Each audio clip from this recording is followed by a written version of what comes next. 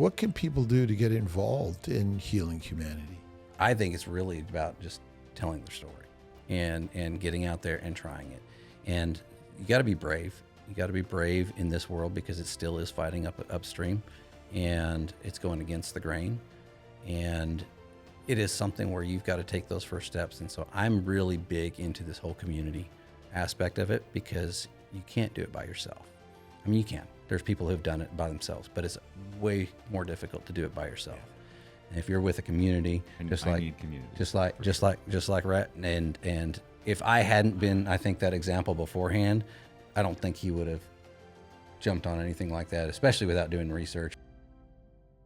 Carnivore Brothers, Ashley and Rhett. Hello. Really Thanks great for to having have us. you here. So happy to be here. It is amazing. And this carnivore community is crazy. How'd you manage to sort of convince each other we should be carnivores?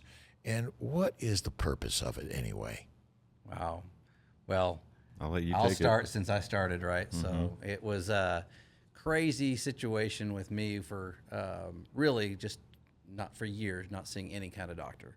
I was just one of those typical males probably that just didn't want to see a doctor until something was drastically wrong. And I started shedding. I shed about 40 pounds for no apparent reason. I was still eating horribly, didn't exercise. I think I had 18 Dr. Peppers a day, just terrible. But I was not losing, exaggerating. No, but I was losing weight bad. And so I thought I had cancer. I was like, all right, fine, I'm going to go get checked out.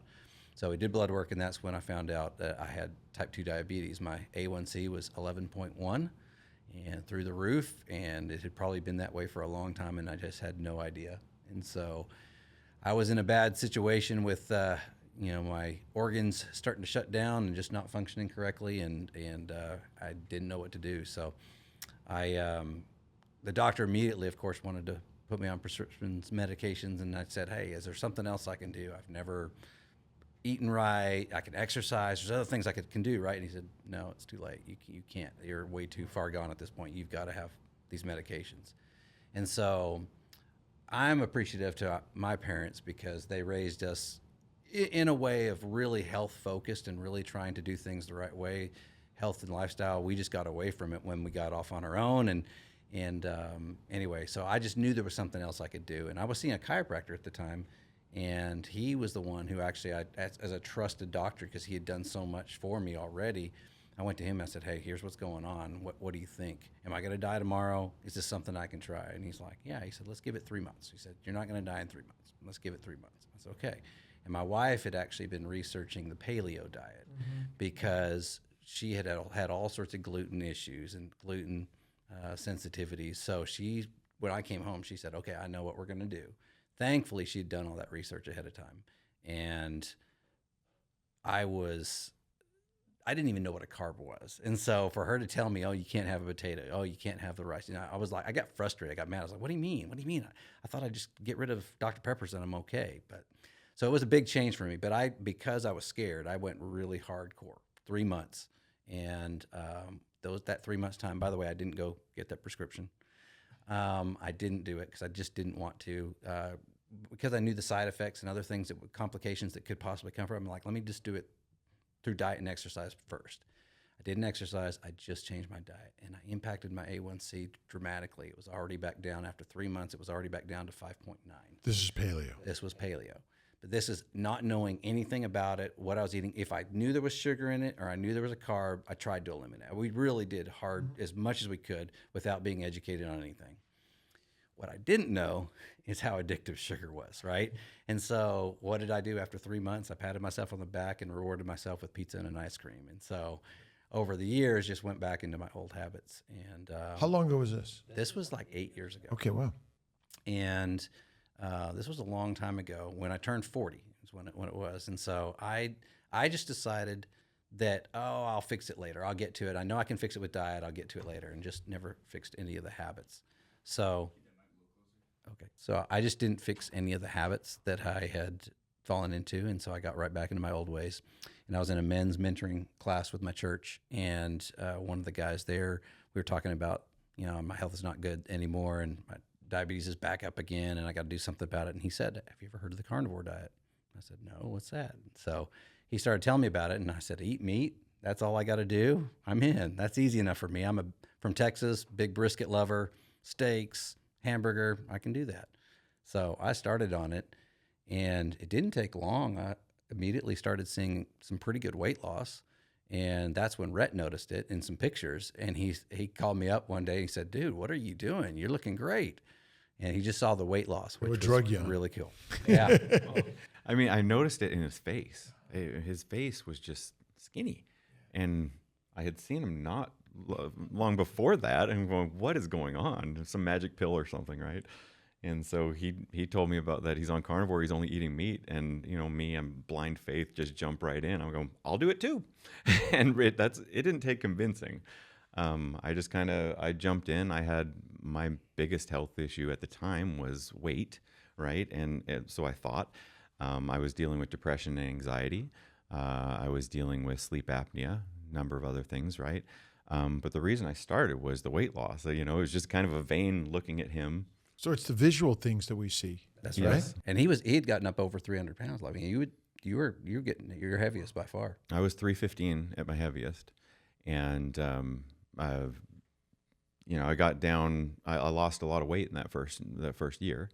But the thing that I noticed the most was the depression started going away.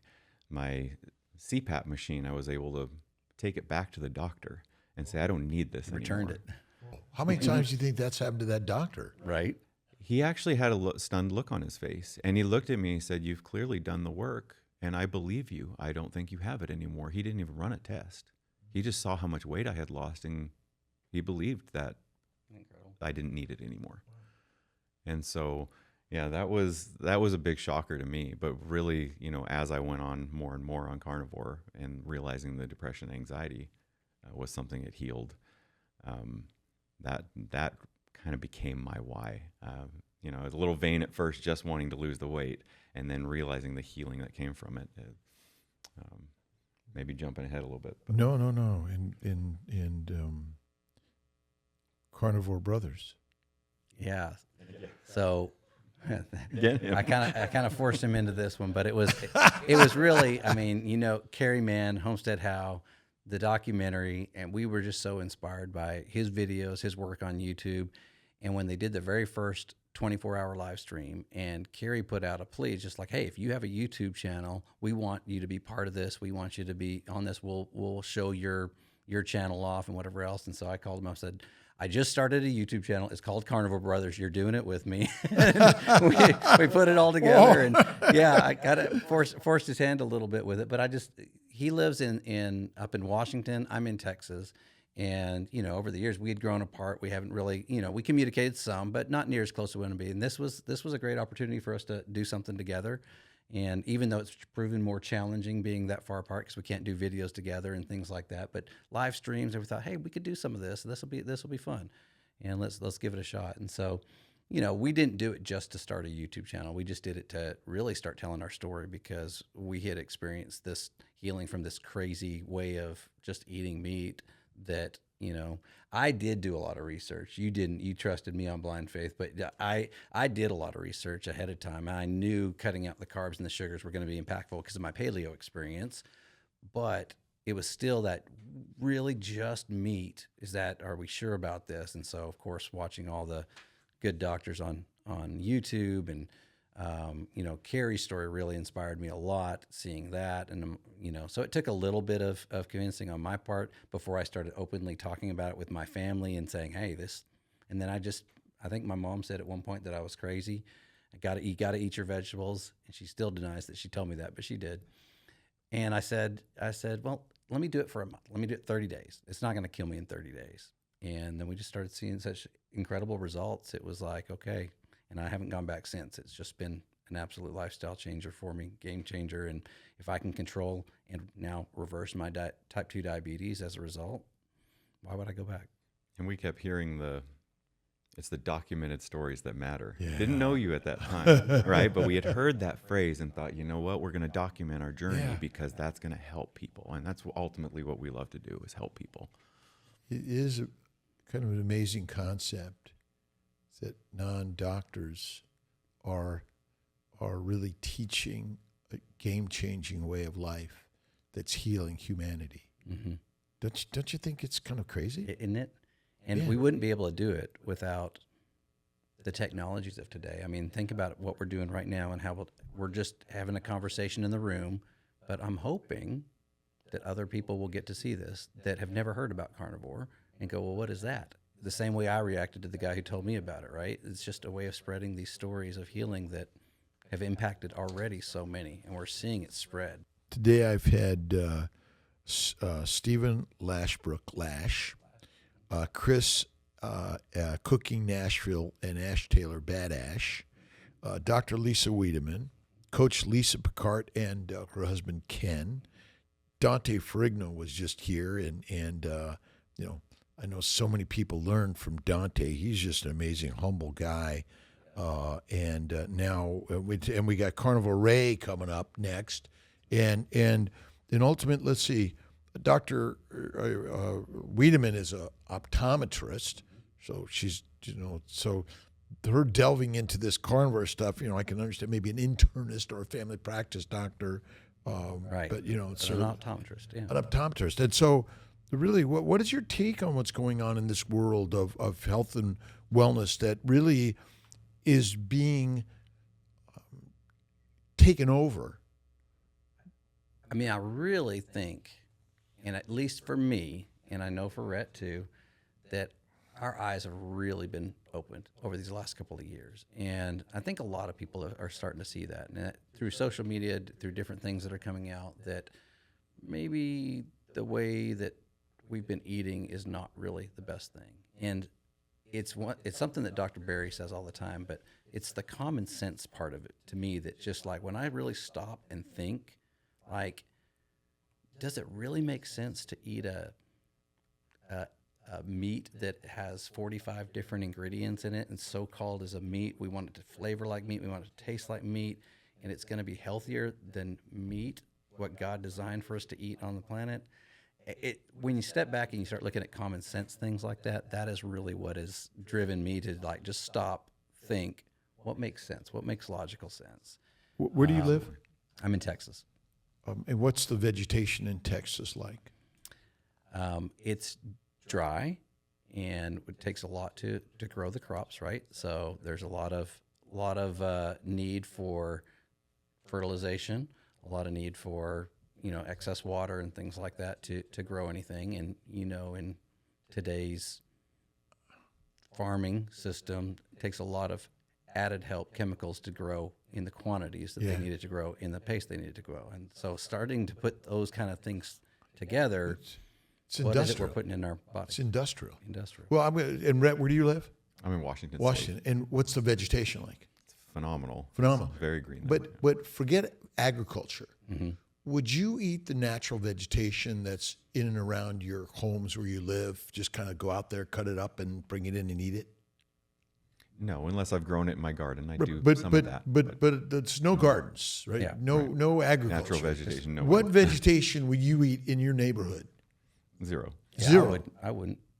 Up there, maybe when we were growing up in the Northwest, some blackberry plants that would come off when they were ripening in season. And they're in how much season are they? Yeah, It's just like a couple of months. couple months. Or a couple of weeks, probably. maybe, right? Huckleberries.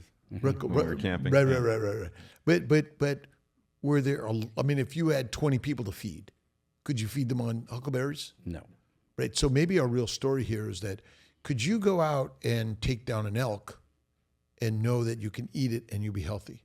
Absolutely. So common sense, as Dr. Ken Berry is telling us, is why would you even eat plants that are probably poisonous in the first place, and you couldn't eat them, you couldn't find them naturally in your environment anyway? Right. Did they exist without agriculture of any significance or frequency? Not of any significance or frequency, and probably originally as intended in a totally different state, right? So Yeah. I think society has manipulated so much. That's where I question a lot of what is it we're even really eating now, and especially the fruit side of things. For me, being very conscientious about sugars, with the diabetes, the fruit sugar bombs that we have now is just people ask me, that's one thing they challenge me on, is like, well, that's natural, right? It's a fruit. And I said, well, I don't believe it is the way it was originally intended. I think we've genetically modified so much fruit to be these sweet sugar bombs that's really where we get into trouble. Someone was really very brilliant. I mean, we're brilliant as human beings, as an animal that knows how to manipulate our environment to make it more survivable. Yeah. Because we didn't want to die. And obviously, it must be the elk were gone, the buffalo were gone, or the neighbors prevented us from hunting them. That might be the most true, actually. And that the masses, the peasants, the prisoners, slaves, and soldiers were conscripted to eat the plants, but only a certain amount of them, because the majority they had to give to the masters in order to eat the food. But Right. I think the masses were prevented from eating the meat and hunting. Yep. Yep. So tell me a little bit more about the Carnivore Brothers podcasting and intention of healing humanity. Sure. We, as Rhett alluded to earlier, it was more about just telling our story Yeah, and getting another yeah. story out there. And it's developed into just this incredible community. Yeah. We just love being a part of it. And it's all the documented stories, as Dr. Kiltz is famous now for saying. It's all those documented stories coming together that are really changing a lot of the mentality on how we're doing it, how we're eating, how we're helping heal our bodies, and being involved heavily now with the Healing Humanity team. We've raised our hands and part of the volunteer group that just helps with Carrie behind the scenes to try and help organize and do whatever we can with the website, with some of the product shipping and stuff like that, just to help with that. So it started just as a, we just want to be a part of it somehow, but we've got to tell our story through it. But for me, it's meeting these incredible doctors, Dr. Kiltz and the others that I've met through this experience, that I feel like, I'm gaining a huge amount of knowledge and understanding, but we're helping to spread that with everybody else as well. And there's just such a longing for that right now. There's such a longing for healing. What can people do to get involved in healing humanity? Oh, that's great. I think it's really about just telling their story and getting out there and trying it. And you got to be brave. You got to be brave in this world, because it still is fighting upstream, and it's going against the grain. And it is something where you've got to take those first steps. And so I'm really big into this whole community aspect of it, because you can't do it by yourself. I mean, you can. There's people who've done it by themselves, but it's way more difficult to do it by yourself. Yeah. And if you're with a community, And just I like- need community. just like for just sure.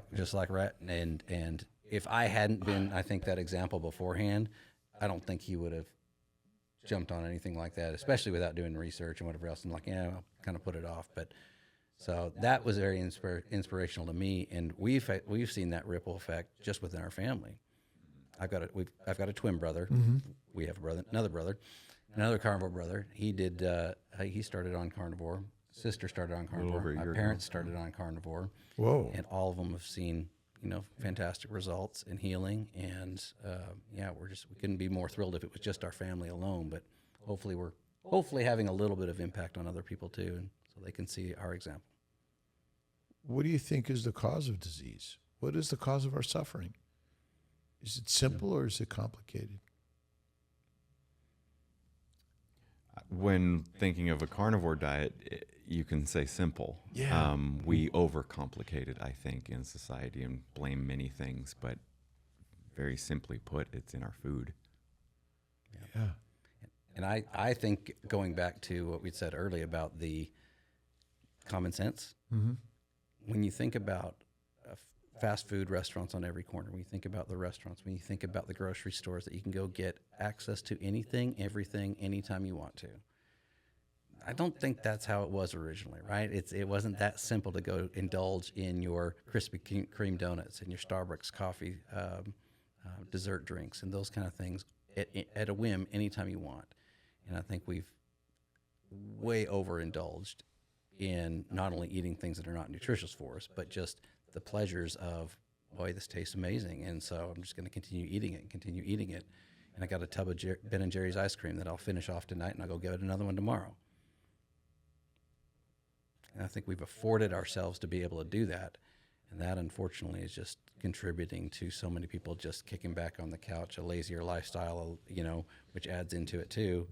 Our phones, our TVs, all the distractions that we have, and the simplicity of just getting the unhealthy foods anytime we want it.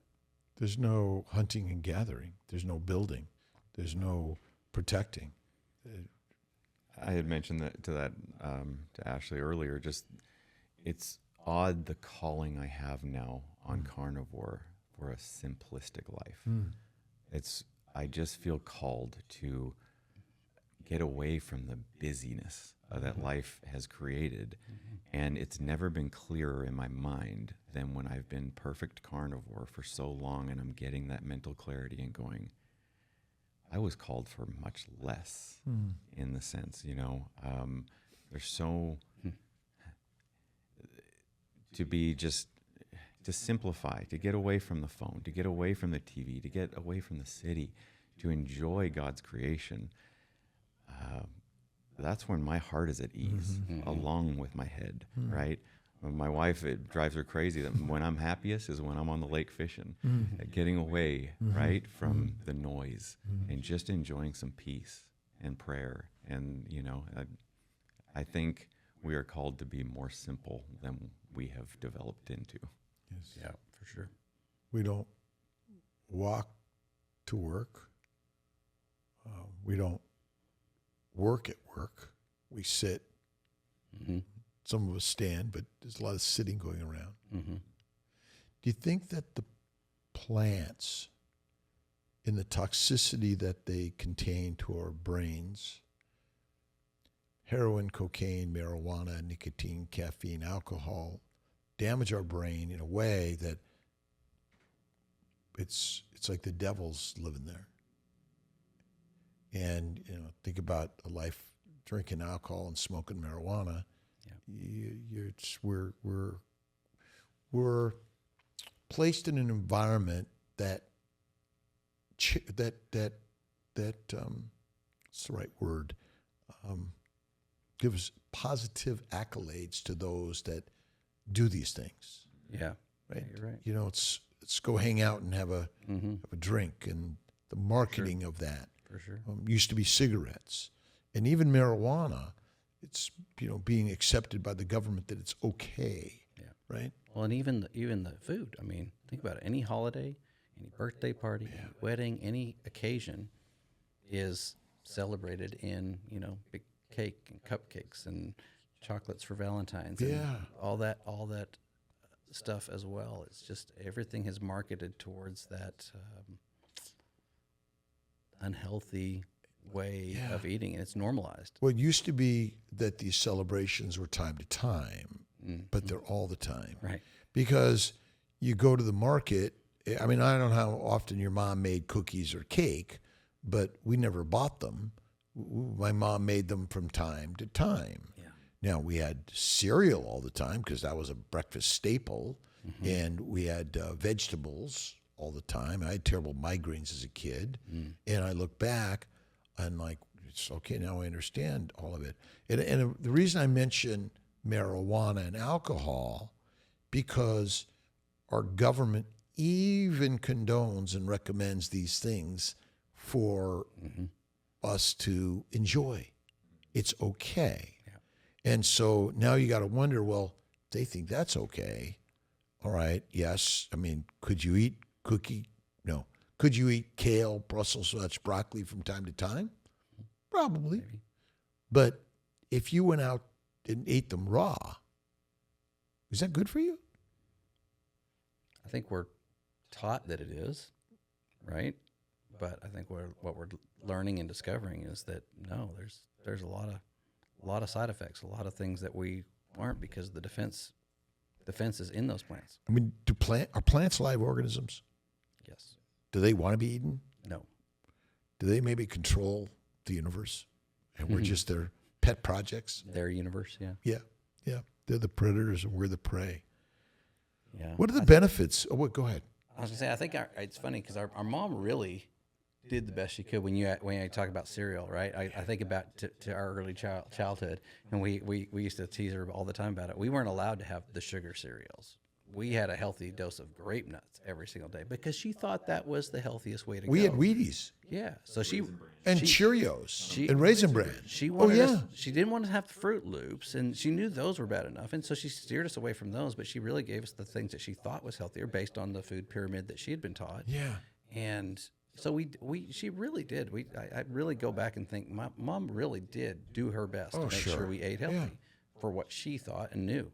And And she'd make us, for lunch, we'd have a ham sandwich with lettuce and tomato. And Yeah. my friends would crave that at school. I'd trade for a white bread peanut butter and jelly sandwich. And I never got to have we that. never got to have the unhealthy stuff. And right? so I'd have buddies that would trade for that good, the healthy sandwich. But yeah, she, given the way we were raised, and we were pretty poor growing up, she did a fantastic job trying to Yeah. keep things as healthy as possible, given the knowledge she had at the time. based on the food pyramid that she was taught and what was healthy and what wasn't. And so that's Which is kind of, now it's a plate and it's still being taught.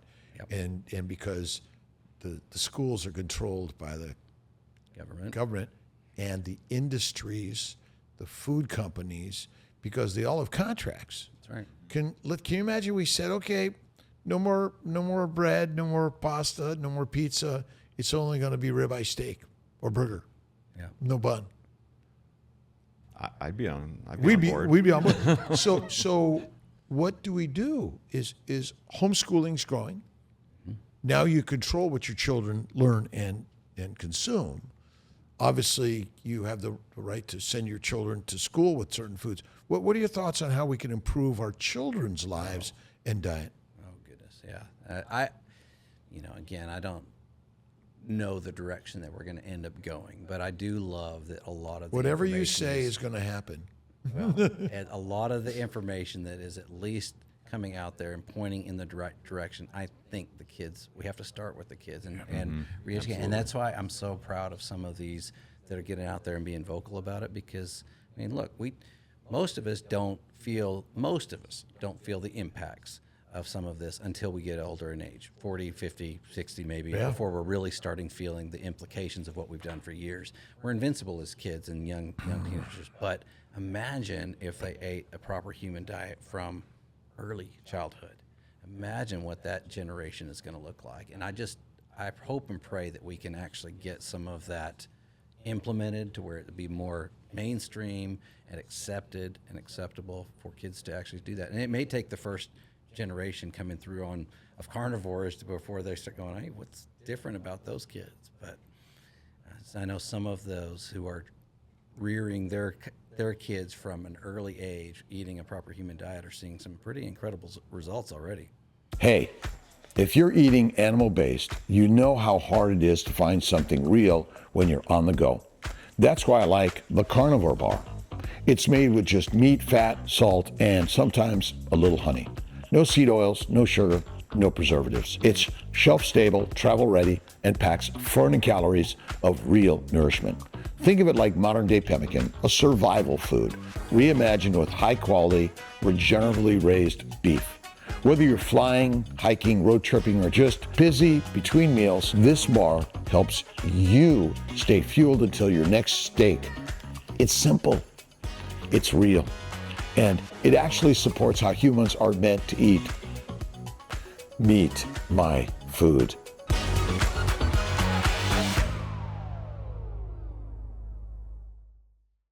Yeah, once again, the diseases we all suffer from in utero, post utero, till the day we die is secondary to a plant protein, low fat diet, and 3 to 6 meals a day. And what you're doing on Carnivore Brothers is really changing lives and healing humanity. It's changing lives. Yeah. Any particular stories you want to share? Recently, I had a colleague, an old colleague, that reached out to me, and talking about changing lives. I often wonder, am I making a difference by doing this? Yeah.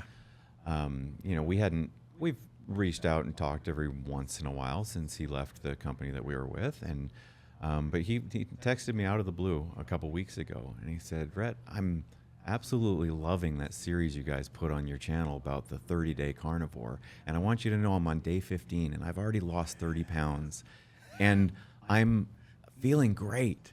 I'm like, Dennis, this is fantastic. Nice. Are you kidding me? Yeah. And you know, I was so proud of him because he did a lot of the most of the work on that series. He's like, brother, we're doing this, and I got involved here and there. But you know, I've never enjoyed being on camera. I've always struggled a little bit with that. I'm getting out of my shell a little bit. Good, nice. Because it's not about me. It's about what we can share and these stories that we can share. And I need to get over myself when it comes to that. But yeah, that just, it made my week to hear just a text going, "You've really helped me." Nice. I'm like, I love this. You're right. And it's addicting. It's the right kind It of is. addiction. You know, and I know in medicine, when someone heals and has success, you feel amazing. And I think in the carnivore, and I get text messages, people saying either keto or carnivore, they had success in having a baby. And this is really what it's all about. And it doesn't matter whether you're a doctor, a nurse, or a non-medically trained, licensed properly, and in fact, board certified. We're certified, all right, certifiable, I think they say.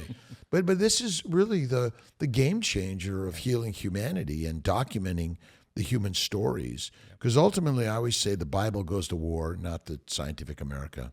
And faith in the stories in the Bible are more powerful because they seem to be, the stories are as we feel and see them, which probably has much more value than those that try to scientifically sort of judge something and then give us an answer that they know absolutely. Right. And who did God share most stories through? Right, the weak and the humble and the people you wouldn't expect. Right, not the powerful and mighty. He shined through people's weakness. Only if he fell out of favor and suffered. Yeah. And suffering is strengthening in some way. Yeah, I'm curious about your type 2 diabetes. Yeah. It's unusual to lose weight with type 2 diabetes. Well, that's what I didn't have any explanation for that either. But you did say your organ systems were shutting down. Right. And so my chiropractor was the one who explained it to me as far as what made sense to me. He said I was in such a bad state because I'd probably been in that state for a long time, as far as the high type 2 diabetes and not realizing any complications with it. That's just what I felt like was my normal state. But it was when I noticed it on the scale that I was like, okay, something's wrong. I shouldn't be losing this kind of weight. And you're eating your normal way. Oh yes, fast food all the time, standard American diet. But it was sodas.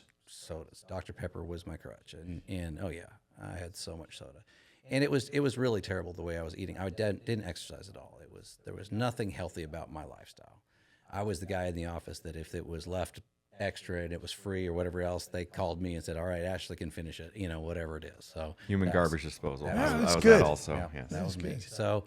But he explained it in a way that it's like you've gotten to the point where your body's no longer eating the fuel sources. It's eating your muscle. It's eating other parts of your body, and trying to survive on that because it doesn't know what else to do. I didn't know what any of the terms were or anything at that time, but that was what made sense to me. And he said your liver is sick, was bad off, and so your pancreas is now trying to support that, and it's working so hard, it's bad off. And your kidney is now bad off. And so none of your 3 organs, he said, but if we fix your liver, if we can go back and heal your liver, that's going to help your pancreas. I wish Lisa Pickert was here because she and I agree with this. Yes.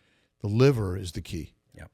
So when the liver fails so much, you cannot make fat. Yep. It's like a type 1 diabetic. Yep. Although the difference is you have insulin. Mm-hmm. But insulin doesn't work. You're so insulin resistant. The liver failure. See, back to so everyone says insulin resistance is insulin doesn't put sugar into the cell. That's not true. Insulin resistance is truly when your liver is, insulin, with your type 2 diabetic and losing weight on a standard diet means your liver is almost dead. Right. It's getting to cirrhotic dead stage. Right. So, and then there's something called hepatorenal syndrome, So basically, as the liver is damaged, eventually the kidneys are damaged. So they all go together in all of this. And he explained it in the simplest form to me, because he basically said, because your liver is in such bad shape, your other organs are trying to support and take on some of those actions, but it's causing them to overwork, and they're dying. And he pointed immediately back to the healing that can happen in the liver, and told me a couple of examples of what happens in the liver and how it can reproduce and it can heal. It's the most regenerative organ we have. And if you can do that, you can fix your liver, your pancreas will start working again, and your kidneys will start going again, and they'll because they're not having to support the liver as much. And that just, for whatever reason, that made sense to me. Well, and it's it clicked. I see. This is the first time, and the reason I'm bringing it up because there are very few type 2 diabetics that become skinny. Because what's the most common? What do people look like on type 2 diabetic? Yeah, they're overweight. They're overweight. Yeah. So they're not losing weight. They can't lose weight. Yeah. So you just helped sort of answer a question that I've been trying to answer for a long time, is that ultimately the liver, so you're right in a sense, but I'm just giving a different theory. Okay. But you've helped me sort of see this differently. And Lisa Pickard, Coach Yep. Lisa, Oh, yeah. she's Love amazing. Coach Lisa. Yeah. Oh, yeah. And that the insulin is secreted by the pancreas when you eat plants or animals. It is responding to amino acids and sugars that go to the liver, Yeah. and insulin is secreted from the pancreas to the liver. In the liver, the sugars and amino acids are converted to fat, right. in the liver. So when we say insulin resistance, what we're really talking about, so when people's insulin sugars are high and insulin's high, it's because their liver's not working as well. Well, they're working fine as long as it's able to make fat. But then once it's not able to make fat, then you're on your, And it starts going to your other. no, forget the other organs for a second. No. It started going to other ways that they can find fuel to burn. No, right? no. It only burns fat. That's why you lose weight. See, we don't burn sugar. We burn fat. But you just explained why. You just gave a simple answer. Liver's damaged. You're losing weight, despite the fact that you're eating. But you had insulin. Because if you were a type 1 diabetic, Right. see, I would think that was almost sounding like a type 1 diabetic. Yeah. I'm eating, but I'm losing weight. That's a type 1 diabetic. But a type 2 diabetic loses weight when their liver is so damaged. So that tells us that insulin resistance, as people say it is, it's not a problem with the insulin.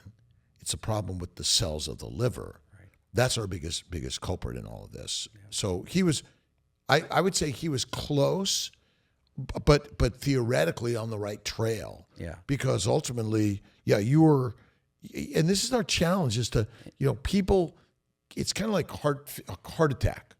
What is it when people have a heart attack and drop dead? Well, what were they like, days, weeks before that got to the point? And you were probably near that point. Yeah. With liver failure, you would then got into whole organ system failure, Right. and could have been Couldn't have reversed it at that point. potentially not, or you would have needed a transplant. Yeah. It's very interesting. Yeah. So it was pretty. I mean, I knew it was bad off, but the way he explained it was that, at least in a way that I was like, what he was drilling home to me was that the liver can heal. And the liver, if we can focus on that, that's what he said. He said, don't worry about anything else. We're going to focus on healing your liver. And if we can focus on that and get your liver working right again, everything else will fall back in line. So Lisa, and I agree, is that ultimately most of our problems are liver damage from the very beginning. And as the liver is damaged, it's not able to make fat fast enough from the sugars and the amino acids. And it's not able to detoxify the plant toxins as readily. And so as it's losing its ability, we're getting sicker and sicker and sicker and sicker. Slow progression, right? That makes total sense, yeah. One of my patients was just telling me about her young daughter, 12, that just died of cancer. And so I think it's happening in utero, in children, in young and middle and older adults. A question for you. Please. because this is something that just recently happened, and it's just gotten me thinking about it too. What causes type 1 diabetes? Plants. And the reason why I don't disagree, and that's why I'm curious as to your answer on it, because it's, you hear this as it's all genetic or there's different things like that. But why does my 12-year-old niece just get diagnosed as a type 1 diabetic when she lived the last 11 years supposedly just fine? Well, I guess the same question. Why do some people get COVID or hepatitis or tuberculosis when they get it? Why do some people get the common cold or anything else? So it's the microbes that are one of the biggest killers or causes of disease, bacteria, yeast, and viruses. And then there are other particles of different organisms. And then the other is plant sugars, antigens, and plant chemicals, and the products that they make and fermenting in the gut. So, why does someone get stung by a bee and get anaphylactic and die, or someone eats a peanut, does fine, and then years later gets anaphylactic reaction and dies from a peanut? The mystery is why my sister Marianne had diabetes type 1 at age 4. I do believe it's our plant protein, low animal fat diet. That's all it is. Because Sally Norton in Toxic Superfoods talks about it's all the oxalates and all the other antigens that are in the plants. But when have you heard of someone getting sick from a ribeye steak? Right. This doesn't happen. Not many ribeye allergies out there. Right. So, by the grace of God go I.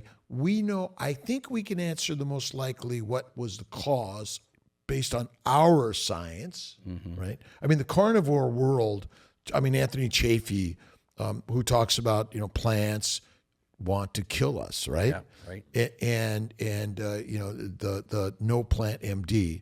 And there's so many people out there that are sharing these stories, but it's not commonly thought of in standard science, Right. Because there are all these phytochemicals, the antioxidants and the nutrients. And our bodies are really probably very good at fighting a lot of that off. And that's why it's so confusing, because that's why I asked the question, like, why does my 11-year-old niece all of a sudden get diagnosed with type 1 diabetes? Others later in life, others earlier in life, right? And I think that's probably a lot what we're dependent on our diets and things like that, but how our bodies react to it. But I think our bodies are designed to heal. Our bodies are designed to work properly when they're not having to fight off all this other. Well, that's a good point that you just made. So our bodies are really good at working to keep us healthy, but constant exposure to the foreign offenders is relentless. Yeah. We're just, it's an onslaught, right? Body has no chance to catch up. So it causes autoimmune diseases, which are not autoimmune, they're immunologic. So it is quite amazing how much you know about the science of the human body and the healing processes of the human body. Doesn't it sort of, it sounds like there's a constant sort of like wondering about it all and coming up with ideas for healing. Yeah. Well, isn't that kind of like what science is, right? They put throughout a hypothesis and then they go and try and figure it out and prove it scientifically. Experience.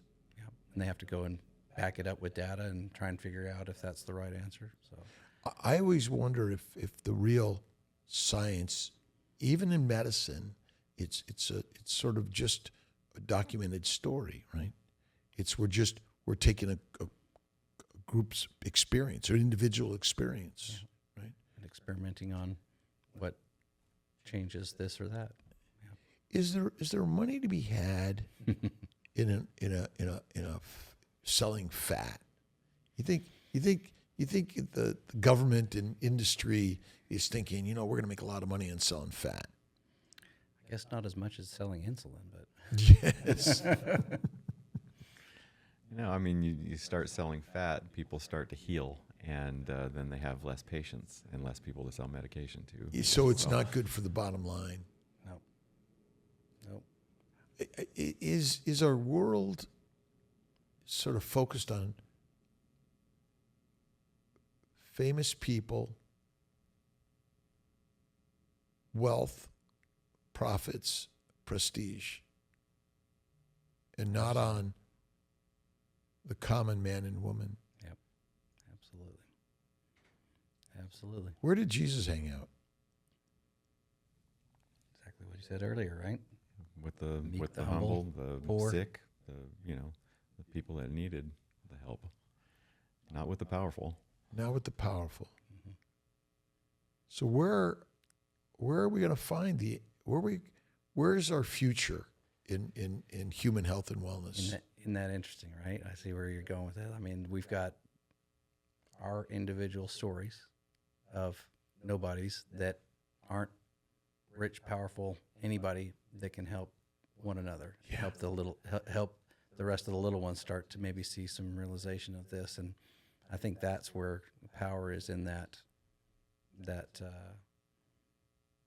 sharing of our individual stories, but it's with this tool that we have in social media and being able to take this one little individual story and hopefully get it out there to many. And then others create their story and others create their story and share their stories. The meetups in the community. Yep. Would you say it seems to be growing? And once you've experienced it, you want to go do another one and another one and another one, right? I mean, you're addicted. I'm addicted. I'm addicted. I'm hooked. It's and I use this analogy a lot because we grew up in the church, and I really believe that the church isn't an individual. Okay, and you don't experience a relationship. You have a relationship with Jesus individually, but you don't get out of the church what the intention of the church was unless you do it in community, and you have it to do with other people, and you walk alongside others, and you help along others, and you love others. That you gain so much more through a community, and this is the same way. It's hard. Nothing, anything that's hard, if you have a loving support mechanism that helps you through that, you'll be way more successful. And I think that's what people are experiencing, not only just in the healing, but through these communities and through these, whether it's online chats, whether it be through the individual videos that they can watch on YouTube or wherever they're watching it, or in live and in person, and getting to meet fellow like-minded individuals who are working towards healing. It is absolutely inspirational. And we've had so much impact, I think, just on a very, very minute scale right now, and it's going to continue to grow and blossom. And I'm excited about what the future of this community holds. Is this somewhat of a spiritual journey of faith? Oh, for sure. And we get so inspired. It's as if it's heavenly sent. Yeah. I'll tell you what. My wife, when I came back from Austin, the last meetup, she said, something has changed in you. Mm-hmm. There is a fire burning in your soul that I haven't seen in a long time. And that's what this community does.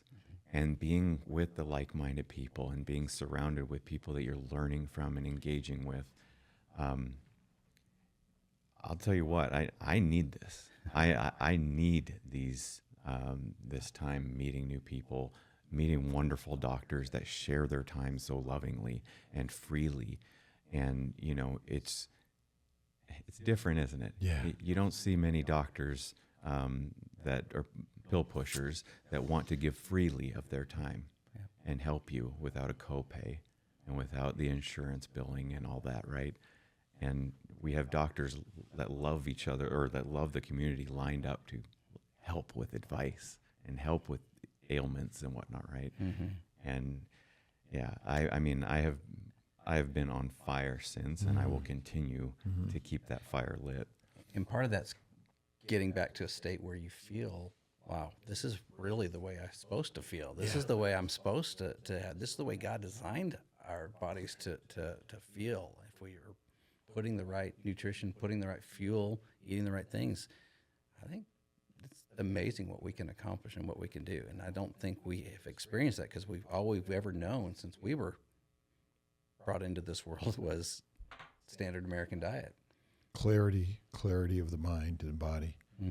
Pastor Jimmy brought up Yeah. the three-legged stool, Yeah. body, mind, and spirit, right? Right. And I feel like where I was suffering the worst was in my spirit. And that's where my body has started to be more in alignment because I fixed the diet.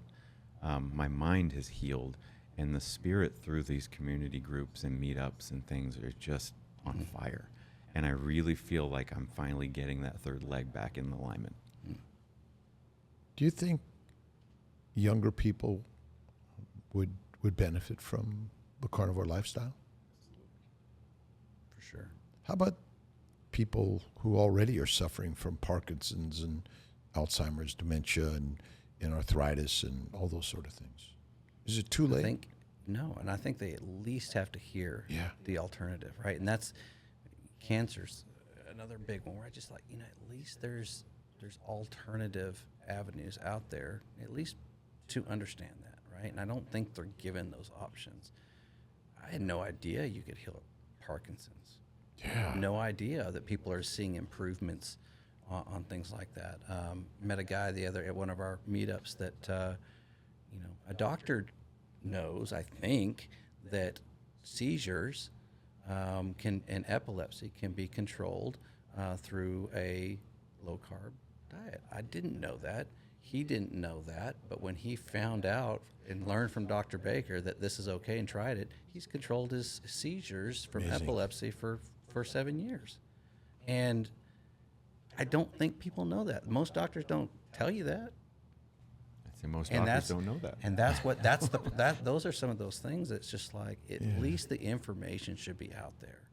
I think too many people just want that easy magic pill to fix it.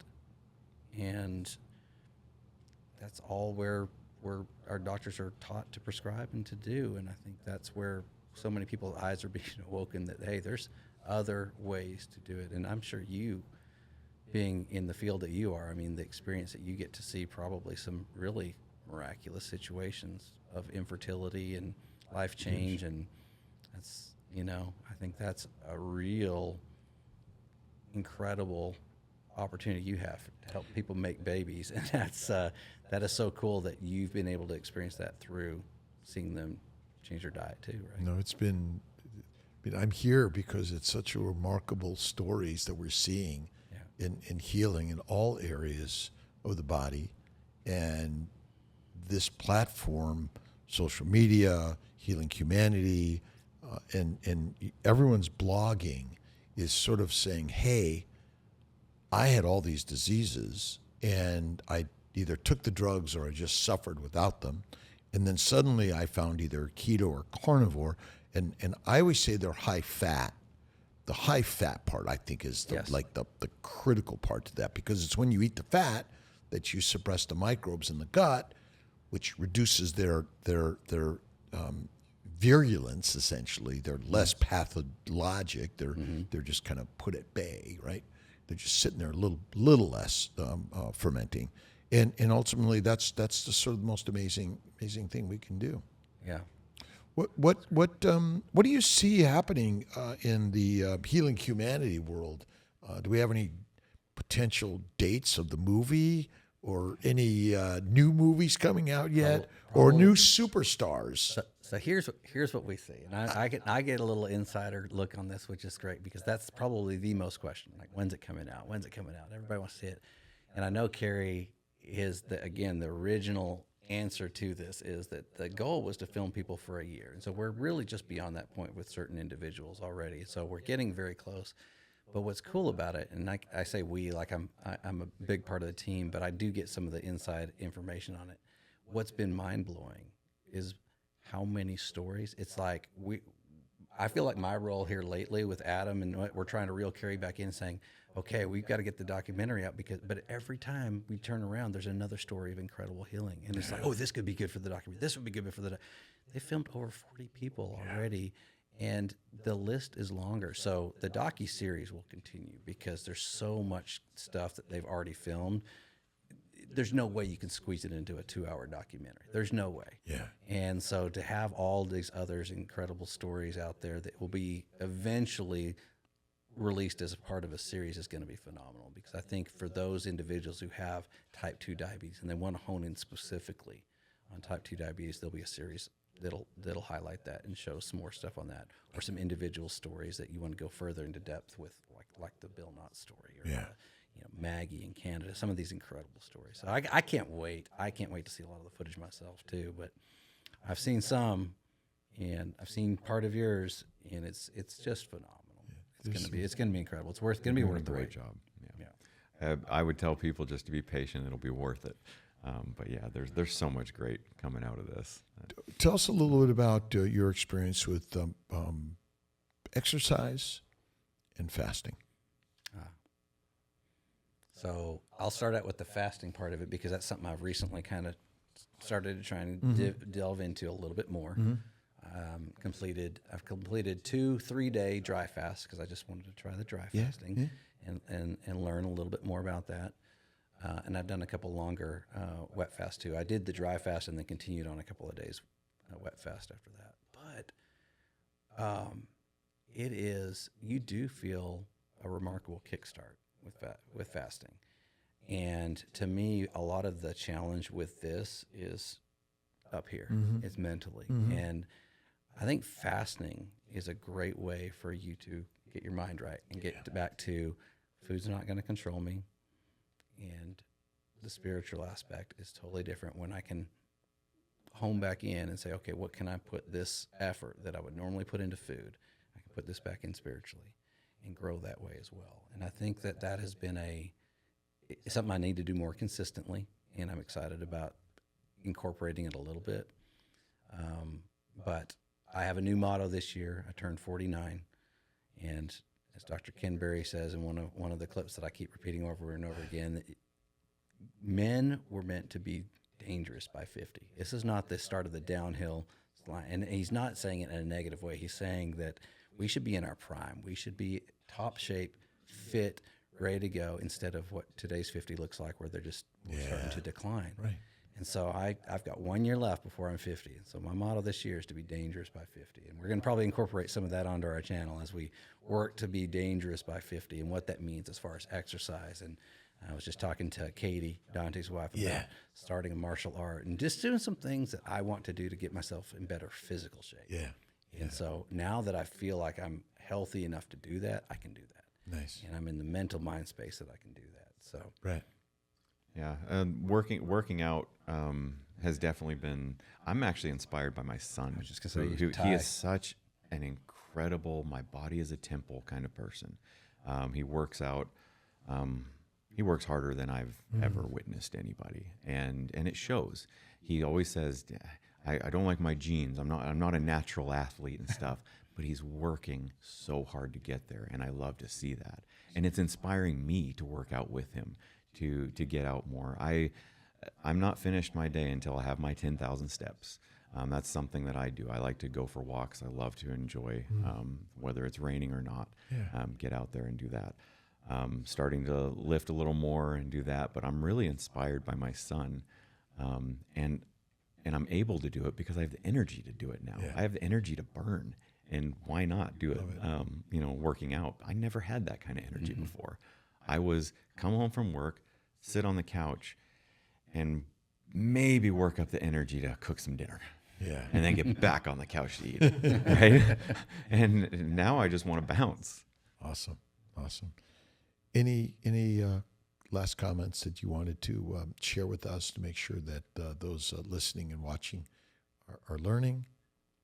Well, I have to say thank you to you. Thank you to the good doctors that are sharing a lot of this and opening it up, because it's one thing coming from Rhett and I. It's one thing coming from our individual story, but there's a credibility that goes with it when you do have a initial behind your name or a board certification or whatever it is, because that is what today's society believes and knows to be true. So it really goes against the grain for yourself and for others to speak out against that grain like that and really bring some thought to what's going on. And so I couldn't be more thrilled to have gotten to know you personally over these last few, I guess, a year or so since we've gotten to know each other and at the different meetups and things like that, and just see how open and willing and you are just to help everyone and to get that word out. And so I'm very thankful to those that we can then look up to and ask questions and, you know, learn this together. That's what we're here to do, is keep learning together and sharing. And those labels in front or behind, obviously people have done a lot of work there, but we're learning from people like yourselves more than you'd ever know. Where do people find you? We're on YouTube at Carnivore Brothers. We might have a website that we're putting up here pretty soon. Awesome. We've got a big belief in trying to get some healthier product out there, and so we're working on a jerky recipe, some other things that we're trying to get to where we'll hopefully have that for sale soon, and nice. I'm trying to get some things out there that will be a better option for people to take. Cool. It's amazing how delicious meat and salt is. Meat and salt, that's all you You don't need. need anything else. That's it. All You these know? other list of ingredients, you don't need them. So we're just trying to figure out a way to get that out to other folks and let them sample. Can you walk in the store today and find anything in a bag that says just beef and salt? Yeah. No preservatives. Nah. That's what we're going for. I love we're it. working on it. I love it. I love it. Well, my brothers, thank you so much. This is spectacular. And thank you, everyone, for listening and sharing. We really appreciate it. The message is really important, whether you're keto, carnivore, and you got to hold faith. And don't forget Kiltz's Keto Carnivore Conversations. God bless.